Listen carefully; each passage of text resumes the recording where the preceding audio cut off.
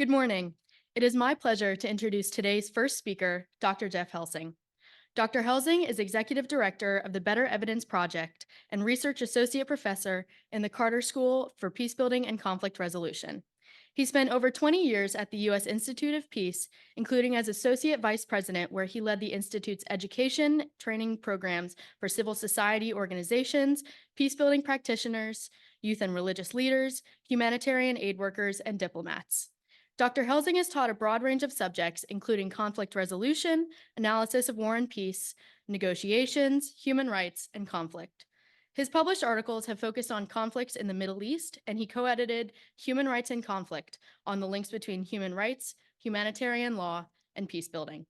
Dr. Helsing holds a bachelor's degree in history from Stanford University and a doctorate in political science from Columbia University.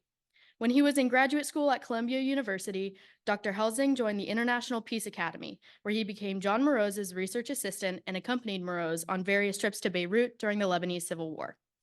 Dr. Helsing was one of the original employees of the East-West Institute at its founding and helped coordinate the Institute's first conference in Romania in 1983. Dr. Helsing, welcome to the College of Charleston.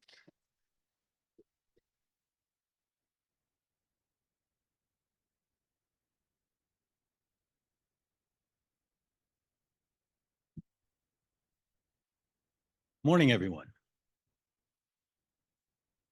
It's a pleasure to be here. And as you just heard, I started at the East-West Institute. It was my first professional job, and in fact, I was the first employee hired there before there was even an institute. I worked closely with John Mroz. I also worked very closely with Karen Mroz. And I'm also going to mention someone else in a few minutes. So my remarks this morning about the role of NGOs is going to start back during the time of the East-West Institute, in part because of the role that the East-West Institute began in developing informal dialogues, both with respect to the Middle East and in the East-West conflict. But as I said, this has been a little bit of a trip through memory lane for me. And after hearing the dean's remarks about Karen, I want to start by focusing on the development of the East-West Institute. And I want to talk about Karen's vision, not John's vision, but Karen's vision. Karen Mroz, who was very involved in and engaged with the establishment of the East-West Institute, was very much a people person. And what she focused on was relationships. And so when John and I traveled to Beirut in 1981, and we took a couple of trips there in which John, on behalf of the United States government, was engaged in exploring with the PLO leadership at the time whether or not the PLO was ready to recognize the right of Israel to exist. And this was part of back-channel negotiations and conversations that had been taking place at that time. One of the things that Karen did was constantly remind John of the importance of the relationships. And she had also traveled with John to the Middle East, and she was the one who sort of kept the Rolodex and sent the telexes and oftentimes kept reinforcing the relationships. And that's a very important part of the role of conflict resolution and off-the-record informal dialogues, in that relationships and people matter. And Karen always thought about the impact and the consequences on the people. And when I went to Beirut, she prepared me by telling me you need to go see this person and go to this refugee camp and go talk to the people. And John was talking to the senior people, including Arafat and Abu Jihad and others. I went and talked to doctors, nurses, people that were engaged in addressing the consequences of the violence and the conflict. And it was very, very educational for me. And it's something that for all of you who are students to keep in mind the importance of relationships and the consequences of conflict on the people, because oftentimes we think a lot about the sort of high diplomacy. And you're going to hear from three eminent diplomats who will follow me. But I am not and have not been a diplomat, but I've been engaged in conflict resolution work for the past 42 years, since the founding of the East-West Institute. And Karen sort of put into practice what she believed, because she professionally, particularly after her children were older, she began to work in the Middle East. And she worked for an organization called the Middle East Children's Institute, which began work in a village just northwest of Ramallah, focusing on the impact of the conflict on young children in the West Bank. And she loved to talk about those children she met and the teachers she worked with. And in the context of all of the conflicts that you will hear about and you think about and that you study about, there's all this work and all this energy that exists on the ground. And when I teach conflict analysis to young people, I tell them it's always important to think about the different levels of analysis. That you have to look not just at the global level or the national level or the regional level, but what's happening at the community level. And what can we learn from that? How should our approaches to conflict resolution and peace building be informed by what is going on at the community level?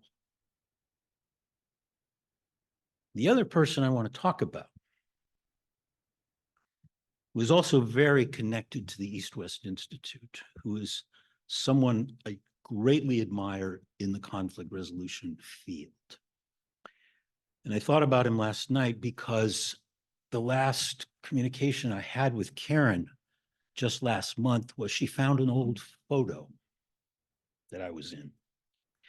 And it was a photo, we think it was taken at Ditchley Park in the United Kingdom in 1983. It was a conference focused on the Middle East, sponsored by the East-West Institute. And I'm in the photo. John Mroz is in the photo. And so is Harold Saunders. And Hal Saunders was a diplomat.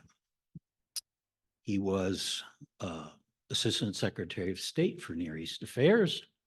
He was particularly prominent in the great work, the Camp David Accords. I had just seen a photo of Hal Saunders 2 months ago, because at the Carter School, we hosted a symposium about President Carter and Rosalind Carter, and we had a whole morning focused on the Camp David Accords. And I brought to the Carter School an old friend of mine, Bill Fitzpatrick, who was a White House photographer who took all the photos at Camp David. And he was sharing many of those photos, and there was Hal Saunders leaning over Zbig Brzezinski and President Carter and so on. When Hal Saunders retired from the State Department, one of the first things he did was he joined the board of directors of the East-West Institute. And partly because he believed very much in its mission of creating not just dialogue, but creating a space to explore ideas between people, groups that are in conflict.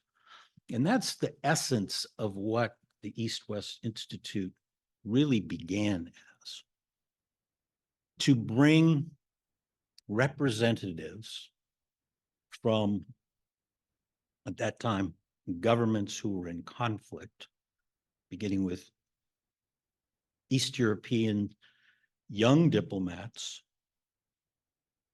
There's also a Middle Eastern component in which there were young people and even a retired Jordanian general who was not young, but very, very energetic, shall we say.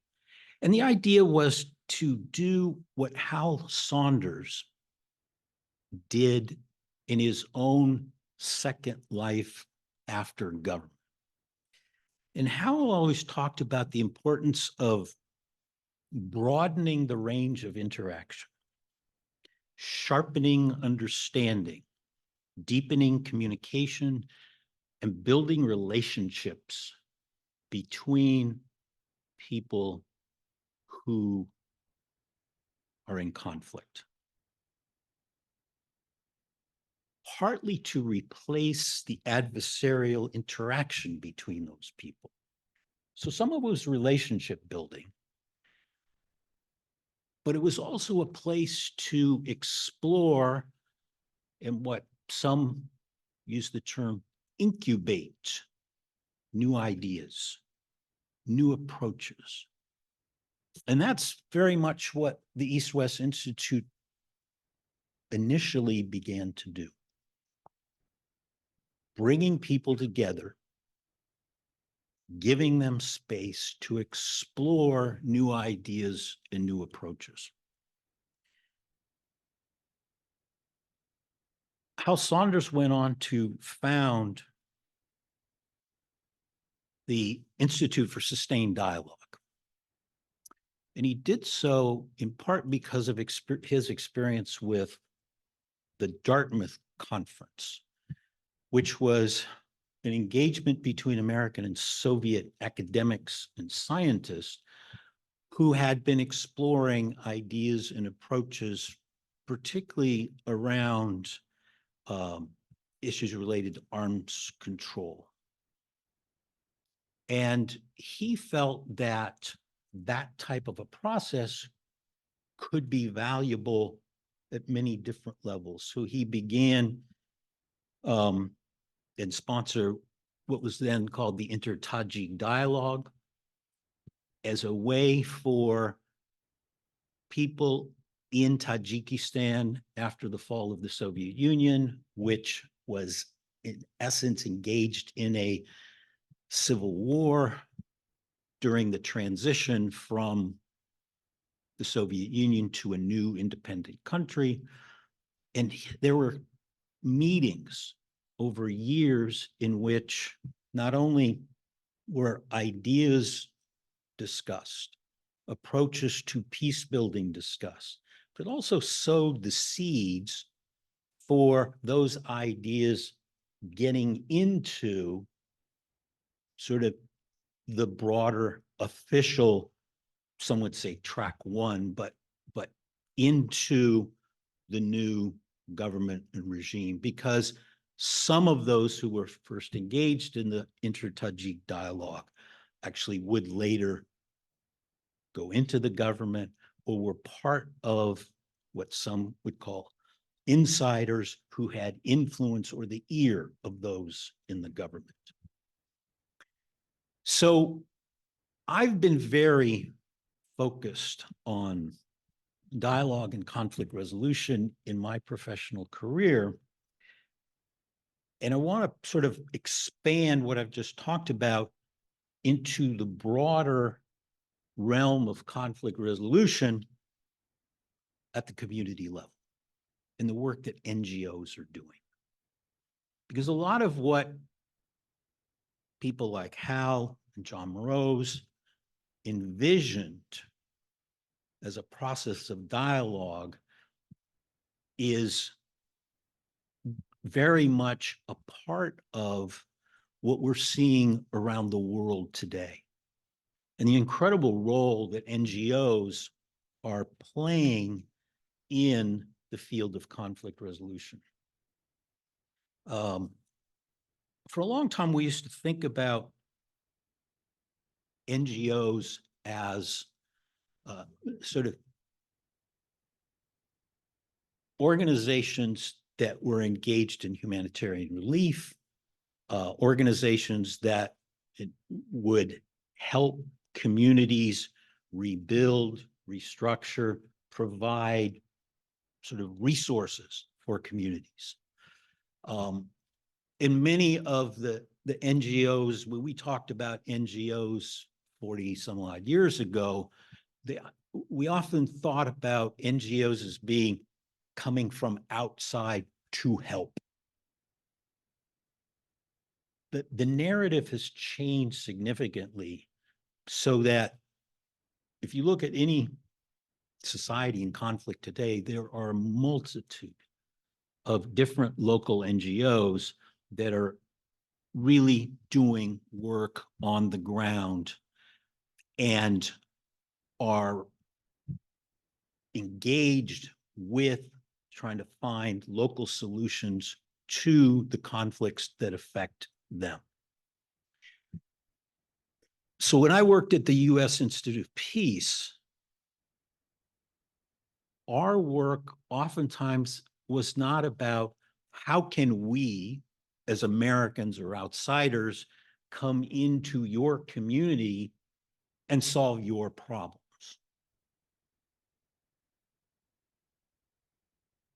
Instead, our role was to oftentimes be of support, accompany you as you work to solve your problems, listening to what is needed and how can we help.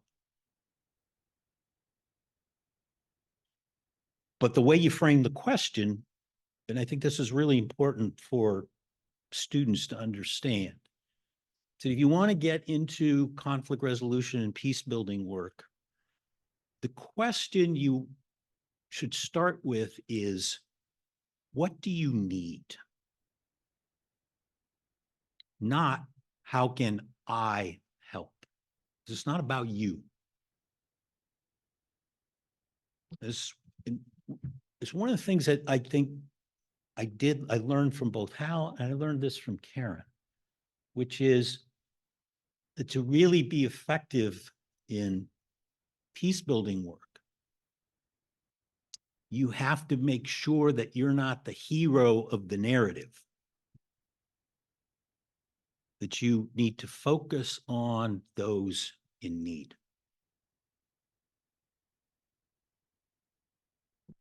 So what is it, what examples do we have of the way in which NGOs can make a difference?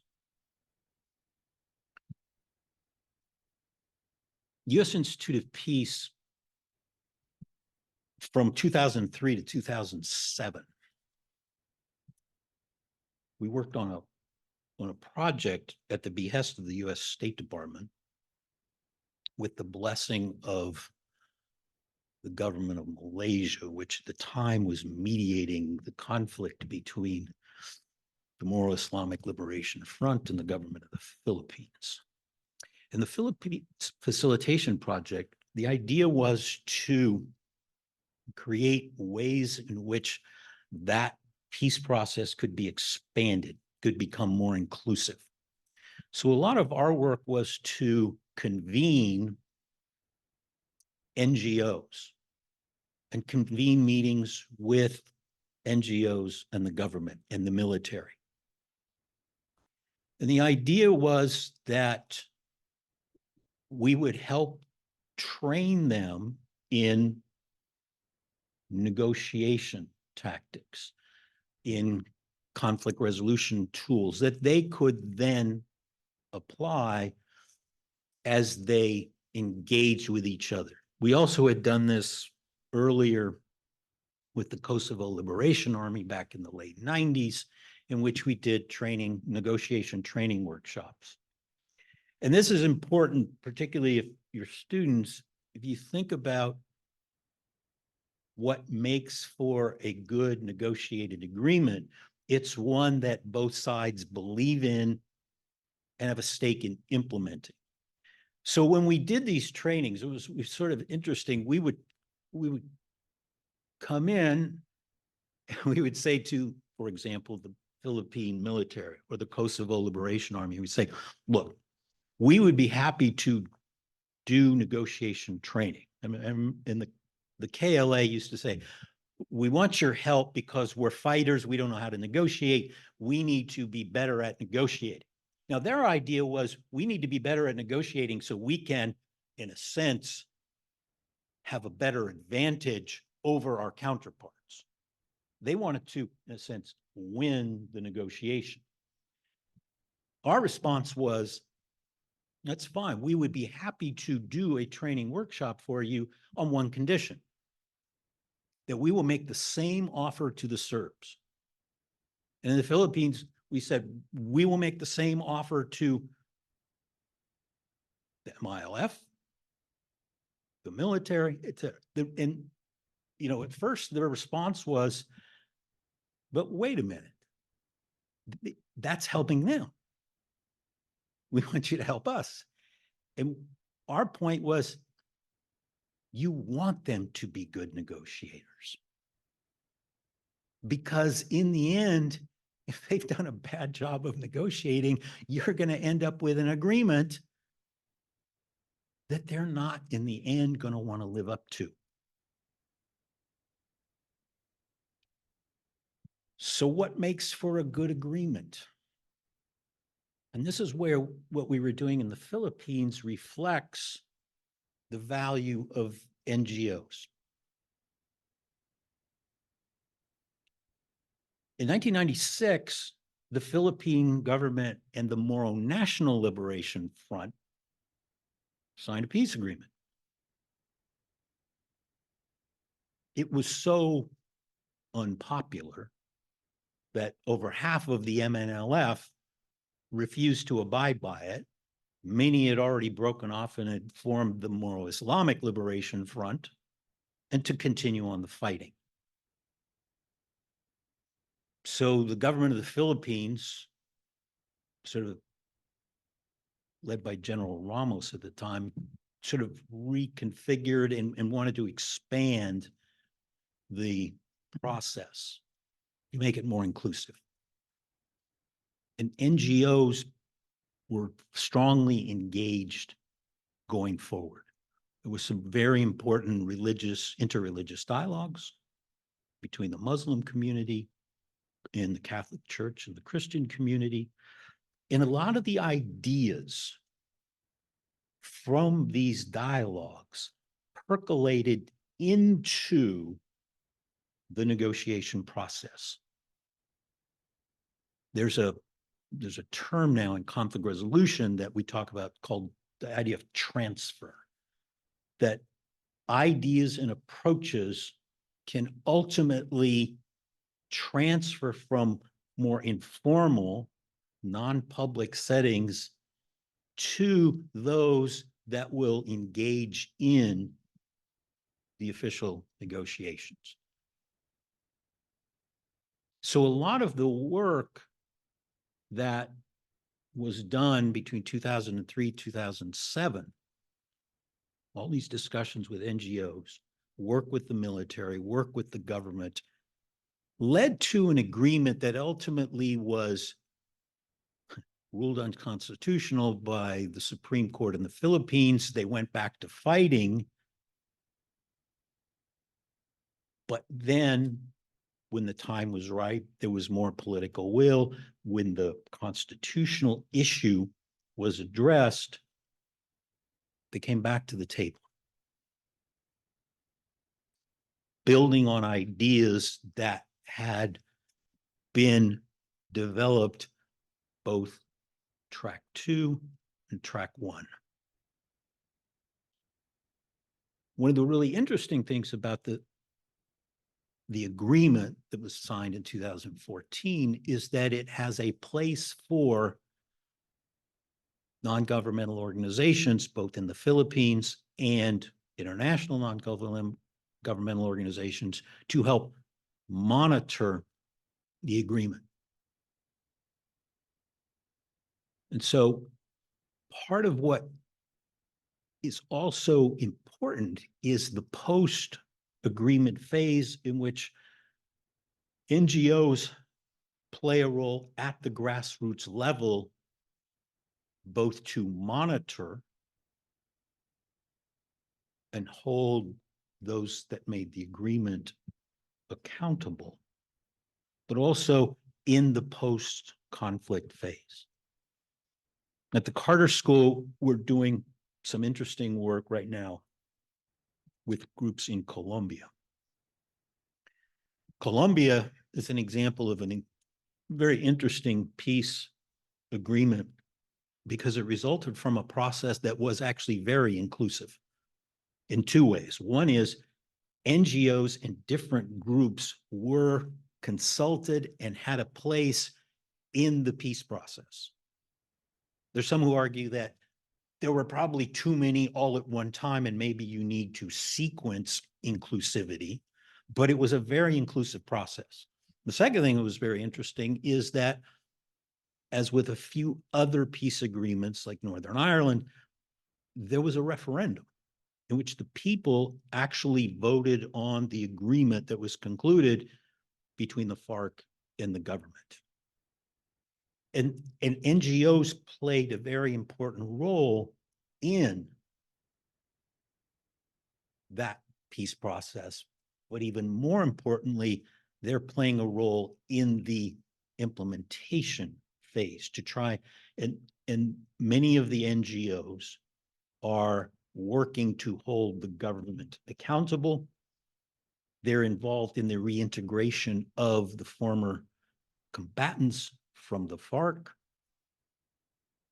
but they also do something that's even perhaps more important, and that is they are helping policymakers and decision makers understand what's working and what's not working in this post-accord context and phase. What my project does, the Better Evidence Project, is to try to link organizations, people, and resources to create better understanding of what has worked and what has not worked with respect to peace building and conflict resolution. We are curating cases, we're curating resources, but we're also connecting people. So the organizations, the people I talked to in Colombia, one of the things that they have pointed out is that we here up in the Northwest area aren't even quite sure what other colleagues are doing elsewhere in Colombia. We want to share what we've learned with what others are doing. And in fact, wouldn't it be great if we could also learn how the folks in the Philippines have done with their ceasefire monitoring? And how have others successfully done a reintegration of ex-combatants? Because NGOs are on the front lines of this. And it's also important to understand that the State Department, diplomats from the US or diplomats from around the world, are also constantly searching for information that will help them make better informed decisions, allocation of resources, programmatic design, etc. So I was in a meeting just a couple of months ago that included folks from USAID, the State Department, particularly their Conflict and Stabilization Operations Bureau, because they're interested in improving on an ongoing basis the resources, the information that they can use in making policy. So well, their questions were, how can we sort of have access to what's happening on the ground? What can we learn from those that are on the ground in Colombia? And part of what we want to do and what other organizations, there's an organization called Everyday Peace Indicators, another one called Peace Direct, Search for Common Ground, a whole host of organizations that are working to amplify the voices of local research, local assessments, and local voices for what matters on the ground. Just as one example that folks at Search for Common Ground raised was when they first went into a couple of conflict zones, including Colombia, and they were looking at the impact of conflict on women. And they were particularly concerned because one of the legacies oftentimes of the transition out of war is an increase in domestic violence. So they were asking the question of women, do you feel empowered? And it was a nonsensical question. They began to realize it was, that didn't help us understand how the women on the ground actually were viewing what their situation was. And you could ask them about, well, what about the peace accord? And most of them didn't. Yeah, okay. We know we voted on something and there's been an accord and that's in Bogota. But their concern was, for us, security and peace is access to water. And security and peace was heightened when women had more control over the family budget and were making decisions. Concepts like empowerment and the peace accord in this broad sense had no meaning.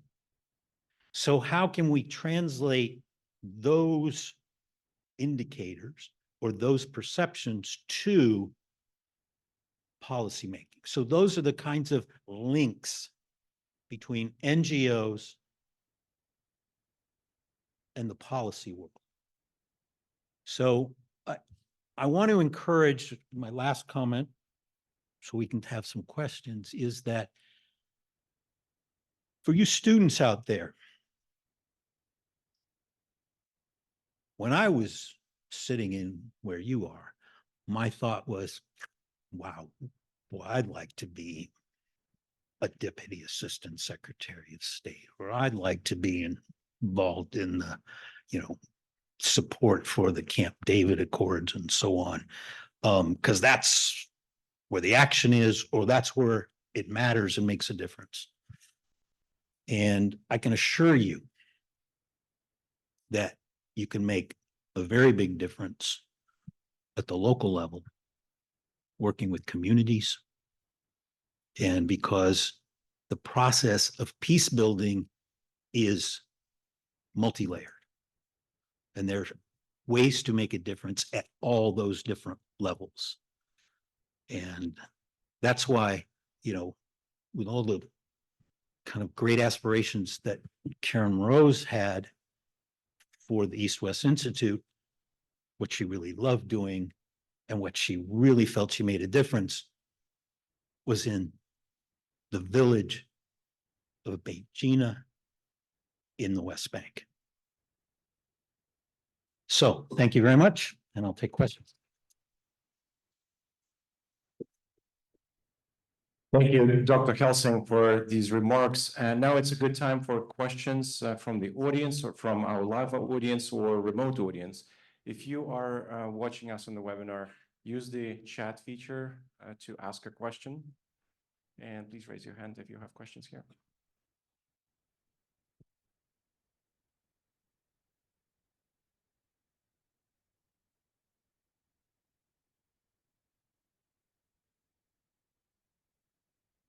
Maybe I'll ask the first one. Rose Gadamuller, getting everybody awake this morning. That was really a great talk. Thank you so very, very much. One of the critiques I've been hearing recently about what's going on with our attempts to deliver assistance and aid and some conflict resolution in Africa is that we tend to send in an army of young consultants, NGO members, et cetera, with very little experience. They end up spending a short time, maybe, a summer, and then leaving again, and that they don't really connect with the local NGOs and the local community. Well, do you agree with that critique? And it's important for the students to know how to connect better if they eventually get into that position. Yeah, the term is called parachuting in. Yes, and that critique's been around for a long time. But I think there's a real recognition that, and an acknowledgement that that shouldn't continue. And interestingly enough, I know one of the things that has changed from what I can see is there's a fund that comes from the State Fragility Act that was passed in 2019. And there's funding for the development of local capacity to do conflict resolution work. The example I'm aware of is the U.S. Embassy in Ghana. Just last year,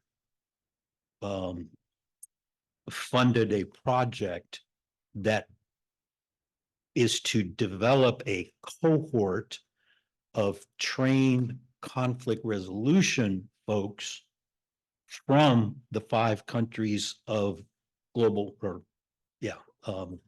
coastal West Africa. And the thinking is that the outsiders, what they could do is sort of develop some curriculum and train trainers, but that the implementation will be done locally. And the value of that is that you can then adapt conflict resolution tools to local needs. But the second thing is, one of the goals of that project is to reduce the potential for recruitment of violent extremists, and outsiders have no credibility in that messaging. That has to come from the community. So the answer is yes. I think that is being recognized, but it's been slow to, in a sense, take effect. But I'm very heartened by that particular project, for example.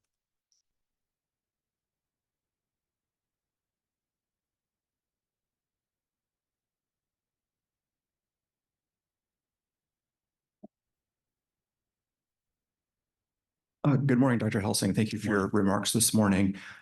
If you were to be Max's consultant and be able to bend his ear, what would you recommend for our Mroz Global Leadership Institute to do to promote what I'm going to call grassroots diplomacy? And what actions can our students take to become those leaders? And how do we as an institution here at the College of Charleston help prepare them for that work? I could go in many different directions with that. And if you want, and if Max wants, I will be happy to be asked that same question over the next however many months. But I'm gonna focus on one thing. And that is to be good global leaders. Know your own community. I would encourage, and you may be doing this, but what I would encourage is help students develop tools and skills that they can hone in their own backyard. Because a lot of the basic conflict resolution skills, listening, understanding the perspective of others, giving voice to those who have no voice, dealing with conflicts between polarized groups in a society, they're right out the door. And, you know, one of the things that people that I work with overseas appreciate is hearing the perspectives of other places.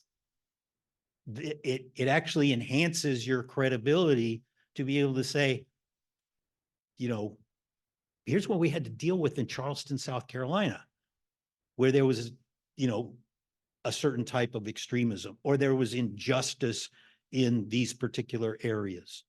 And so that you will always get, the response will be, well, we're not like Charleston, South Carolina.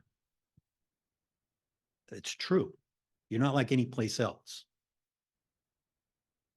But it's the practice, it's the use of those skills that will enable you to be more effective abroad and being able to translate those.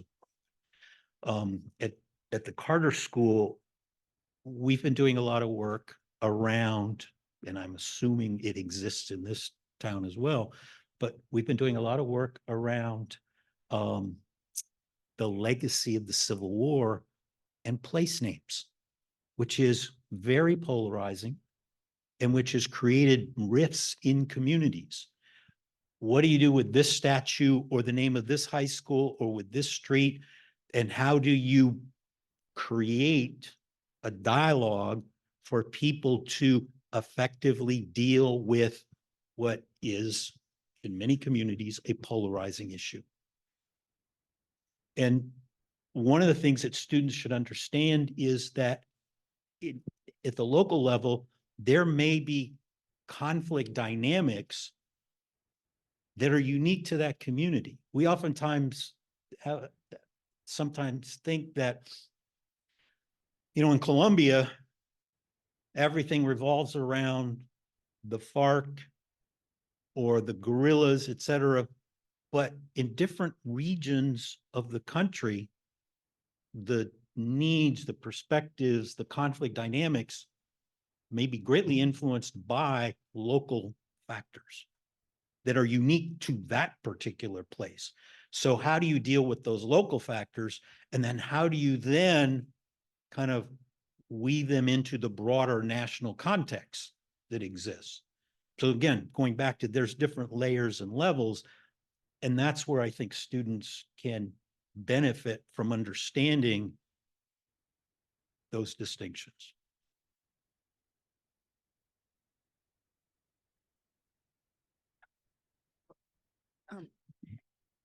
In your institute, how do you go about teaching the techniques of nonverbal skills?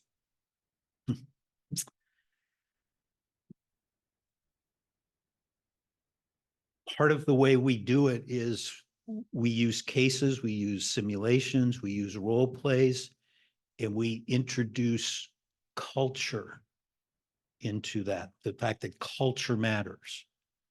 And they're in negotiation or dealing with others, there are nonverbal cues, making students aware of that. We also benefit from, and I would commend, you know, however you do this in Charleston, we benefit from the fact that our student body includes a lot of international students. Students have a lot to learn from each other. And therefore, you know, finding ways for young people to engage with each other and learn from the cultures, the perspectives of others helps in that regard as well. But giving students an opportunity to shadow someone who's doing conflict resolution work is very important. Mentorship, providing guidance is particularly important. You know, in I mean, we have a number of students that, you know, want to go out and mediate. And we're very cautious about, we don't credential them, but we actually do have a roster of trained facilitators and mediators who are our graduate students. But you have to have quite a bit of practice in doing that. But we provide opportunities for students to shadow, participate, engage, assist, so that they can begin to facilitate a dialogue or meet with people in the community and interview them, learn to listen. First thing we start with, and I'm assuming all of our diplomats will confirm this, the most important skill, being a diplomat, being a peace builder, doing community development, most important skill is listening and having really good active listening skills. So start with that. We have time for one more question.